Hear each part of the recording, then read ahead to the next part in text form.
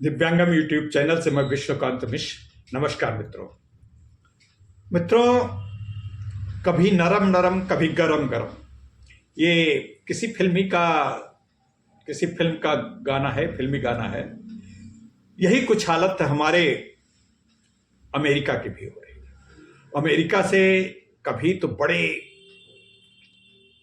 PRO, एक उनके जो सलाहकार, आर्थिक सलाहकार हैं, आजकल पता नहीं कहाँ सो गए हैं या डांट दिए गए हैं या चुपचाप बैठे हैं या बीमार है, पता नहीं क्या है। अब इधर 2-3 दिन से उसके स्टेटमेंट, भयानक ज्वलंत स्टेटमेंट, पेट्रोल लगे हुए स्टेटमेंट नहीं आ रहे। भारत के खिलाफ बड़ा गलत सलत बोलता था।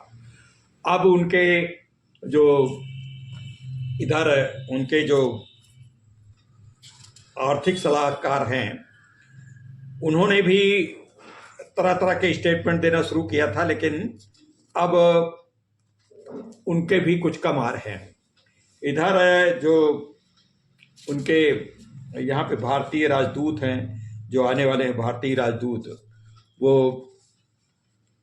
अब आने को सोच तो रहे हैं, लेकिन वो उनके भी स्टेटमेंट बहुत अच्छे नहीं हैं और उनके स्टेटमेंट भी बड़े कभी कभी विचलित करने वाले हैं, बड़े कभी कभी अनुकूल लगते हैं।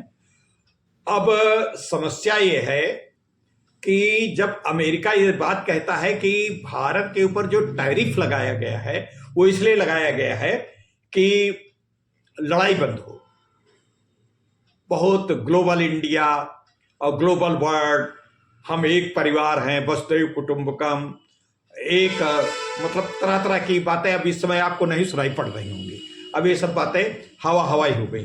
कभी कभी ये कहा जाता था कि ग्लोबल विलेज और जैसे तमाम सी बातें, open economy, free market, connected world, ये सब बड़ी बातें कही जाती थी, लेकिन अब ये सब बातें हवाई हो सकती। Connected world, free open market, ये सब कहाँ बातें हैं जब आपने अब इस धारणा का सबसे ज्यादा तोड़, जो सबसे ज्यादा इसको नुकसान पहुंचाया है, वो ट्रंप के एटीट्यूड ने पहुंचाया। और ट्रंप ने सोचा कि मतलब भारत जो है तेल ले रहा है, भारत तेल ले रहा है तो हम उसके ऊपर 25%, 26% लगाया, फिर 25 कर दिया, 25 के बाद फिर 50 कर दिया। अब यूरोपियन देशों से कह रहे हैं कि यूरोपियन देश भी 100% टैरिफ लगाए। अब यूरोपियन देश आजकल हमारे यहाँ समझौता करने के लिए भी आए हुए हैं। समझौता हो जाए और अमेरिका से भी समझौता की बातें चल रही हैं, वो भी समझौता हो सकता है। लेकिन इस समझौता होने की संभावनाओं में, जैसे इन्होंने जो टैरिफ लगा दिया है, ब्राजील के ऊपर भी टैरिफ लगाया, हमारे ऊपर टैरिफ लगाया और सभी यूरोपीय देशों के ऊपर भी 25-25, 15-15, 20-20% टैरिफ लगाया, जापान के ऊपर भी लगाया, उन सब देशों के ऊपर लगाया टैरिफ, सबके ऊपर है। पहले कुछ नहीं था, ऐसा लगाया सबके ऊपर है। लेकिन जैसे कि इन्होंने 50% हमारे ऊपर लगा दिया, तो ये 50% जो हमारे ऊपर लगाया है टैरिफ, ये 50% हमारे ऊपर लगाया गया है टैरिफ कि हम जो है इनका तेल खरीद रहे हैं, हम तेल खरीद रहे हैं, ठीक है, हम तेल खरीद रहे हैं, लेकिन जो तेल हम खरीद रहे हैं, उस तेल को आपके यूरोपीय देश, आपके अपने जो उसके नाटो देश के हैं, जैसे टर्की भी तो खरीद रहा है। सबसे ज्यादा तेल जो खरीदने वाले देशों में है चीन, भारत और टर्की, ये 3 टॉप मोस्ट देश है। सबसे ज्यादा चीन खरीदता, उसके बाद भारत खरीदता, उसके बाद टर्की खरीदता, उसके बाद भी बहुत सारे देश हैं जो तेल खरीदते हैं। अब भारत ने, जैसे भारत के ऊपर इन्होंने बड़े वो लगा दिया। अब यूरोपीय संघ जो, जिसको ये कह रहे हैं कि 100% तो 50% टैरिफ लगा दो, दौड़ो आप लगाओ, हम आपके साथ हैं। मतलब खुद नहीं लगा रहा है चीन के ऊपर, लेकिन चीन के ऊपर लगाने के लिए यूरोपीय देशों को भड़का रहा है ट्रंप। और ट्रंप क्या मतलब, ट्रंप क्या और सलाहकार भी भड़का रहे हैं। लेकिन यूरोपीय यूनियन कोई ऐसी छोटी मोटी देश तो है नहीं, वो सब देश इनके सहयोगी हैं, मित्र देश हैं, और यूक्रेन के लड़ाई में इनके साथ हैं। रूस को इसके लिए दोषी मान रहे हैं और रूस के ऊपर वो बड़ा खफा भी हैं, बड़ा नाराज भी हैं रूस के ऊपर। रूस ने इधर तो पोलैंड के ऊपर भी आक्रमण कर दिया और दूसरे को ऊपर भी यूक्रेन की लड़ाई में जो ये कई ड्रोन वगैरह गिरते हुए देखे गए हैं। लेकिन उन सब चीज़ों से यूरोप बड़ा सतर्क है। लेकिन यूरोप टैरिफ नहीं लगाएगा। यूरोप क्या कर रहा है, इलेक्ट्रॉनिक सामान जो आ रहा है और उसके साथ साथ जो तेल चोरी छिपे जा रहा है, साइडो साइडो ट्रांसपोर्टेशन हो रहा है, उसको उसको रोकने का प्रयास करेगा। जैसे ब्रिटेन ने इसको रोका भी है, और ब्रिटेन ने जब रोका है तो ब्रिटेन के रोकने से उसके ऊपर प्रभाव भी पड़ा है। इसी तरीके से और चीजें जो ये यूरोपीय देश भी अगर तेल लेना तो बंद करें, वो भारत के द्वारा ले रहे हैं। अब भारत के द्वारा जब तेल ले रहा है, भारत अरबों डॉलर बचा रहा है, ठीक है, हमको बचाना चाहिए। हम अपना फायदा देखते हैं, अपने जनता अपने देश का फायदा देखते हैं। और उस फायदा को बचाने के लिए आप कह रहे हैं कि अपना फायदा न देखो, तुम फायदा देखो, हम फायदा न देखें। सबसे ज्यादा ठीक है, रूस ने यूक्रेन के ऊपर लड़ाई करी, आक्रमण किया पहले, लेकिन यूक्रेन भी तो रूस के ऊपर अब खूब आक्रमण कर रहा, बदला लेता, उसका अधिकार भी है लेने का, वो प्रतिवाद करे भी।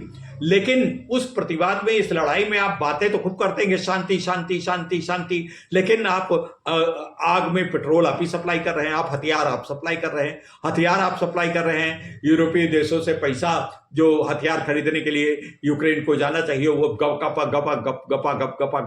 ट्रंप महोदय आप रख रहे हैं, मतलब अमेरिका रख रहा है। तो फिर इस प्रकार की बातें एक तरफा करना। लेकिन मित्रों, एक बात मैं थोड़ा हो सकता है हमारे श्रोता, हमारे मित्र, हमारे दर्शक इस बात से सहमत न हूं।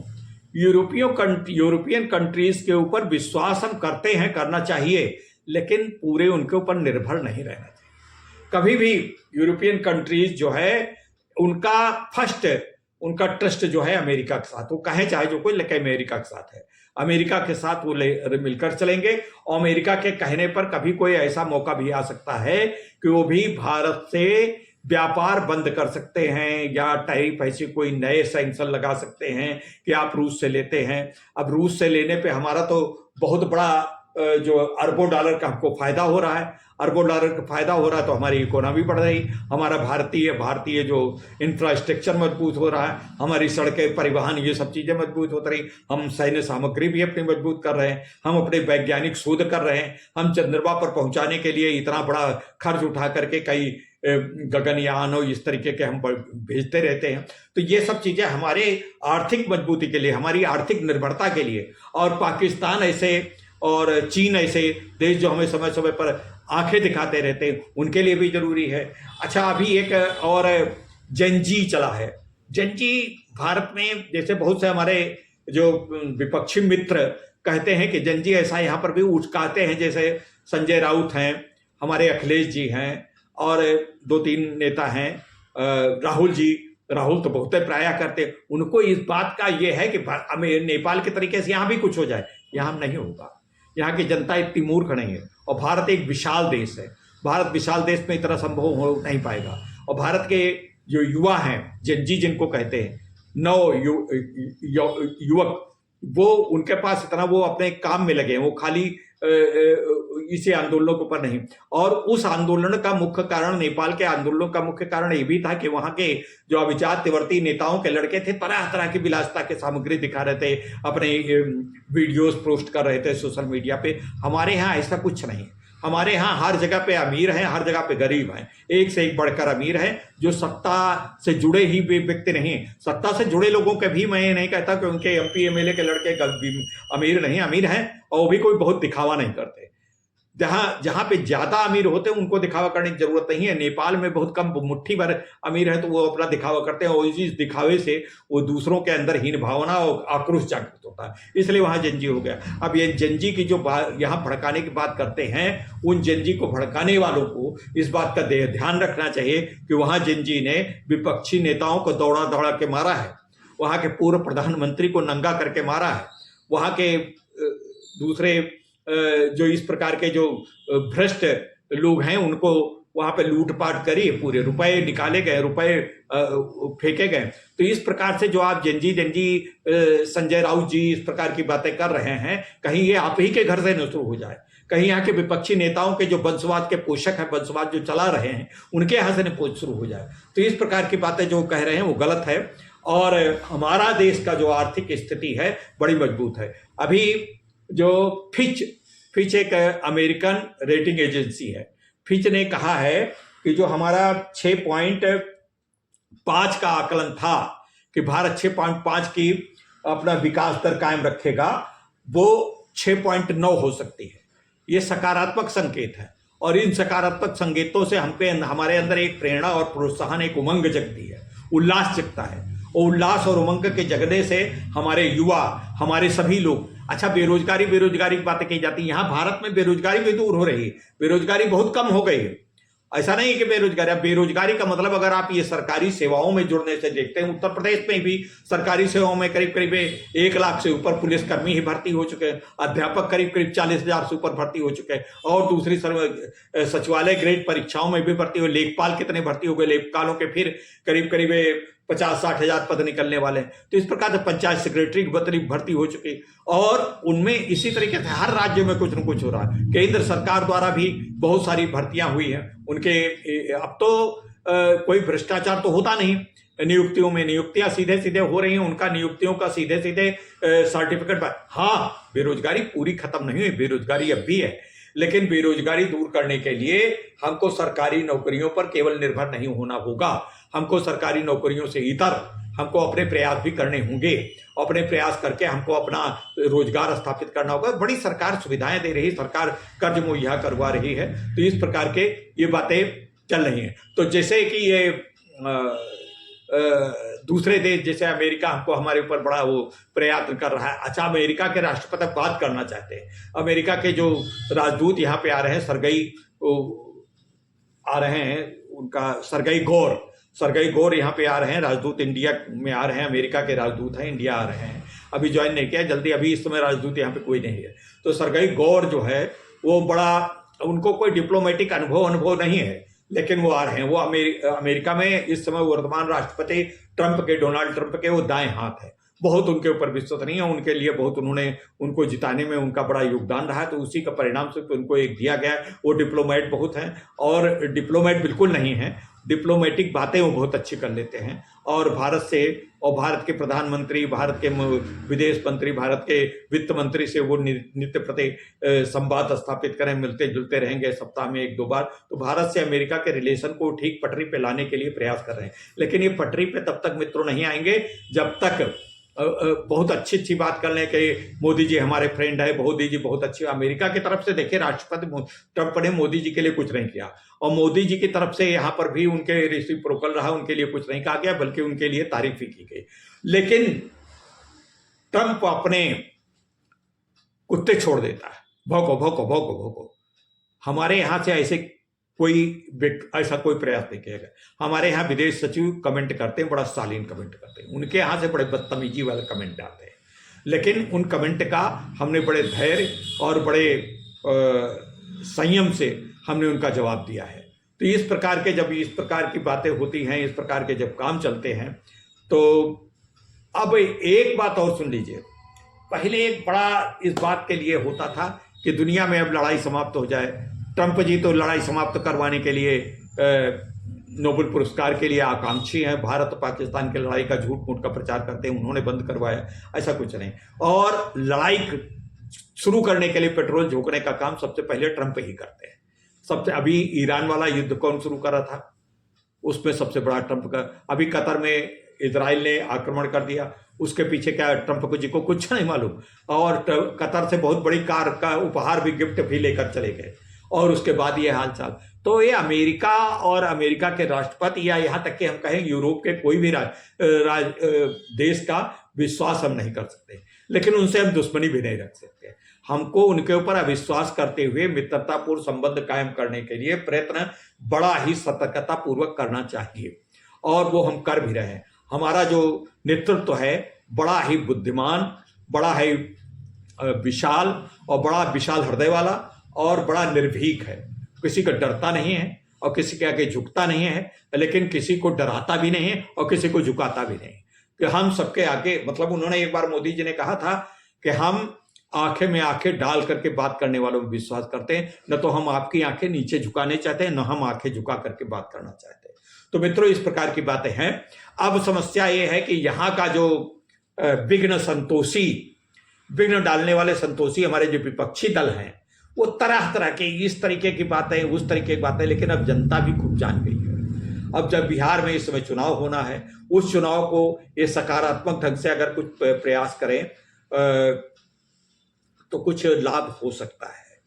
वहाँ पे कुछ एक दल जो है वहाँ पे आ भी रहे हैं, इस प्रकार से जो गैर पार्वती तीसरा दल आ रहा है, हो सकता है उनको वोटें मिल जाए। वो इस तरीके के अकारण चंडू खाने के आरोप नहीं लगाया करता है, जबकि इस समय ऐसे ऐसे झूठे, ऐसे मनगढ़ंत आरोप लगाए जा रहे हैं भारत के ऊपर, भारत को कमजोर करने के लिए, भारत में किसी प्रकार से ये उन्नति का मार्ग जो है अवरुद्ध हो, इस प्रकार का प्रयास करने में हमारा विपक्ष पूरी तरीके से लगा हुआ है। बहुत उसका एक लक्ष्य है कि भारत को पटरी से उतारा जाए, भारत की बढ़ती इकोनॉमी, भारत का बढ़ता ये प्रभुत्व विश्व में, और भारत का ये निर्भीक होकर विश्व के बड़े बड़े दादाओं के सामने खड़े रहना, डरना नहीं और न डराना, ये देख करके यहाँ का विपक्षी दल बड़ा परेशान है। बहुत विपक्षी दल इस कदर परेशान है कि कुछ कहना नहीं। तो इस प्रकार के विपक्ष को होना चाहिए, विपक्ष को आलोचना करने का अधिकार और आलोचना करनी चाहिए। भारत की आवश्यकता है कि विपक्षी दल एक सशक्त विपक्षी दल हो और तरह तक के कुछ रचनात्मक चीजों में सलाह दे, परामर्श दे, और उन सलाहों से भारत की और मजबूती मिले। इस प्रकार के विपक्ष की कामना जो है सत्तारूढ़ दल के साथ साथ समन्वय स्थापित करके चलने वाले विपक्ष को, हाँ, सत्तारूढ़ दल के किसी गलत काम की प्रखर आलोचना करने के लिए भी विपक्षी दल को एक भूमिका निभानी चाहिए। लेकिन ऐसा विपक्षी दल हमारे यहाँ का नहीं है। हमारे यहाँ के विपक्ष के जो बड़े बड़े दिग्गज थे, जैसे महाराष्ट्र के थे शरद पवार हैं या अन्य देश हैं लोग, वो कुछ कर सकते थे। शरद पवार एक सीजन नेता हैं, बहुत अच्छे हैं, लेकिन वो भी, उनको भी बोलने नहीं दिया जाता, उनको भी रोक दिया जाता है। जैसे कांग्रेस पे मनीष त्रिवेदी है, प्रियंका है, प्रियंका हैं, प्रवक्ता थी वहाँ पे, और एक दो लोग हैं, तो उनको कुछ ठीक, जैसे शशि थरूर है, ये सब जो सही बात कहते हैं तो इसको कह दिया जाता ना। वहाँ पे जो सत्तारूढ़, जो सिंहासन पे जो पहले से वंशगत चले आ रहे हैं गांधी परिवार, उनकी बात के अलावा कोई दूसरी बात सच्ची बात हो, और उनके जो गांधी परिवार जैसे पवन खेड़ा है, दो तीन और हैं, इस प्रकार के जो बहुत ही गलत रास्ते पर ले चलते हैं। जैसे एक महिला उनके यहाँ, उसका नाम मैं भूल रहा हूँ, वो 28 बोलती प्रवक्ता है, बहुत ही गलत रास्ते पर कांग्रेस को ले जाने का प्रयास करती है। सबसे बड़ा दुश्मन तो उनके 3-4 प्रवक्ता ही कांग्रेस को हैं। कांग्रेस को घट्टे में गिराने वाले उनके कांग्रेस के खुद के प्रवक्तागण हैं। तो मित्रों, हमारे देश की एकता, हमारे देश की मजबूती, हमारे देश की जनता अगर वर्तमान शासक के, वर्तमान मोदी जी के जो राजनीतिक दल है भारतीय जनता पार्टी के साथ खड़े होकर के, हम ठीक सीधी सीधी बात कर रहे हैं। मैं ये कोई नहीं कह रहा हूं कि मैं भारतीय जनता पार्टी का सदस्य नहीं हूं, बिल्कुल नहीं सदस्य हूं, कतई सदस्य नहीं हूं, न भारतीय जनता पार्टी का, मैं किसी राजनीतिक दल का सदस्य नहीं हूं। लेकिन भारतीय जनता पार्टी आज राष्ट्र को मजबूत करने के ओर अग्रसर है, और हम राष्ट्र के एक सदस्य हैं, राष्ट्र का हित चाहते हैं, इसलिए राष्ट्र का हित करने वाली राजनीतिक पार्टी का भी मैं समर्थक हूं।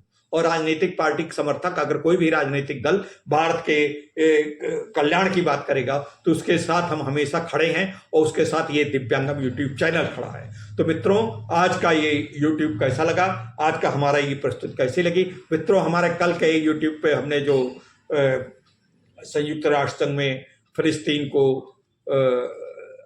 अस्थाई मतलब सदस्यता देने, उसका अस्थाई राज्य बनाने के लिए जो फ्रांस की तरफ से प्रस्ताव रखा गया था, उसके ऊपर एक वीडियो प्रस्तुत किया था। उस पर किस्त बहुत कम हो चला, मतलब उसको 1 घंटा भी नहीं चला। हमको बड़ा दुख लगा। बहुत अच्छी, बड़ा महत्वपूर्ण वीडियो कल का था, लेकिन उस पर हमारे दर्शकों, हमारे सुधी दर्शकों ने, हमारे जो इंटेलेक्चुअल्स ने उस पर कोई कमेंट नहीं किया, उसको देखा ही नहीं। 1 घंटा से कुछ ज़्यादा चला ही नहीं।